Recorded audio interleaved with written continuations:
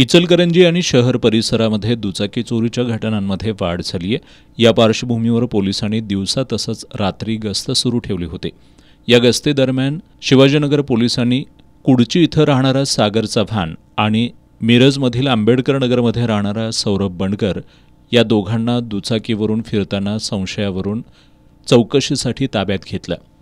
त्यांनी सुरुवातीला उडवाउडवीची उत्तरं दिली, परंतु पोलिसांनी त्यांना खाक्या दाखवताच त्यांनी दुचाकी चोरीची कबुली दिली आहे। या दोघांनी शिवाजीनगर पोलीस ठाण्याच्या हद्दीमध्ये त्याचबरोबर कागवाड आणि कर्नाटकातील कुडची या पोलीस ठाण्याच्या हद्दीमध्ये दुचाकी चोरल्याची कबुली दिली आहे।